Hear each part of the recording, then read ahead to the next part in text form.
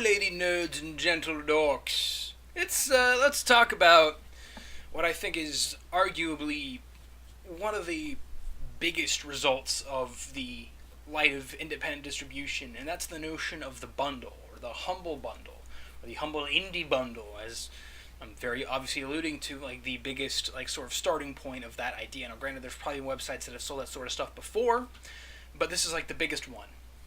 And now you have websites like Bundle Stars and Groupies.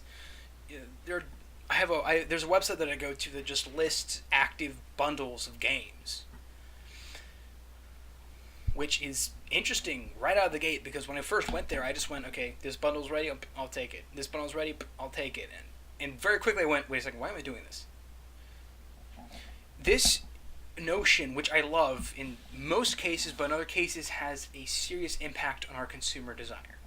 I love that it gives a lot of independent developers a chance to go and give their game at wholesale prices with the hopes of getting somebody to purchase either the next game, or in the case of something like Awesomenauts, notice I use them a lot, a chance to sell them skins, basically, which is a much more profitable piece of production long run, which is why no matter what company you are, if you have the option to be able to make something that could be considered a skin that is justifiably sellable on its own, you're going to do it, because the art labor versus the profit margin is stupid on those sorts of things. Speaking of labor versus product margin, I've been playing Clicking Bad, which is Cookie Clicker with Breaking Bad themes. It's great. But, as great as like a lot of the humble bundles are, because, I've gotten my hands on stuff like Thomas Was Alone, and that's the best game I can think of, which is an issue, because, yes, I've got my hands on Thomas Was Alone, but that's the only game I didn't own out of all the other stuff that's been in bundles that I've been wanting to play. I mean, I got Dear Esther in one of them, it's like, cool, but I don't like Dear Esther at, like, any level. I think it's not that good of a creative expression in terms of the game medium. But that's a personal thing. It's not your opinion. It's mine. Let's keep it that way, yes? But, going beyond that point, there have also been larger companies, typically publishers, that have done bundles. THQ did a bundle when they were reaching the end of their time as a publisher. Deep Silver's done one. EA's done one. That was really interesting to see. Of course, they did it entirely for charity, and that's the most successful bundle yet. It was like $10 million in sales, all to charity, basically. And without, I think Humble had the Humble tip, but otherwise it was just a shitload of EA games sold for charity's sake. They've been doing a lot to improve their PR, and I can't deny that.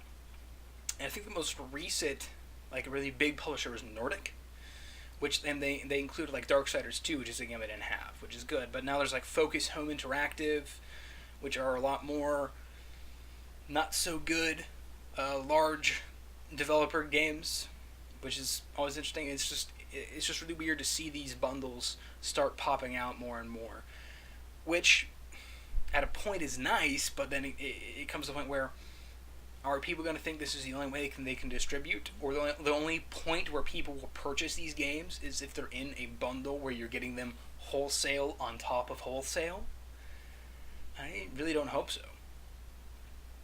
But adding on to this consumer shift is the fact that for a while, that was the only way I spent money on games. I didn't buy skins and games with skins.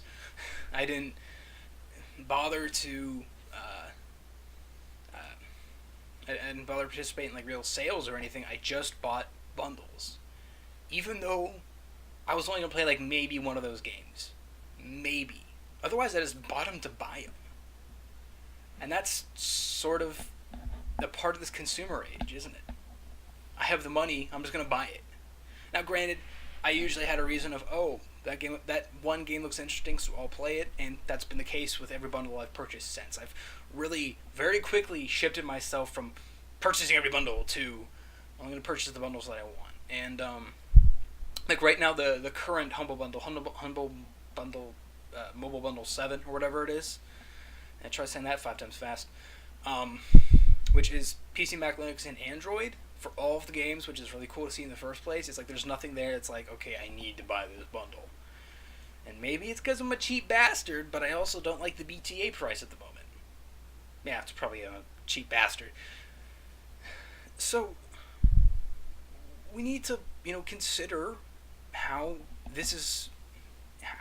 we approach this. If this is the future of distribution for a lot of people, specifically independent developers, are they going to shift their design to focus on being able to make a little bit more scrape off of additional stuff for the game because they just can't get enough? Because, as much as people are like, we're in it just to make the games. Wink. Yeah, we all are. But being able to actually profit off of these things is nice too. And if people stop seeing a return in general, they tend to stop doing it. You've noticed with the large companies, they will stop doing something if it doesn't see a return. Why do you think Call of Duty is still being made? They're still seeing a return for their investment. So, it's always an interesting topic to bring up. The notion of how distribution is going to change as we approach a different gaming era. And I hope that you could think about it just a little bit differently. Well, thank you very much for watching, ladies and gentlemen. I shall see all of you later.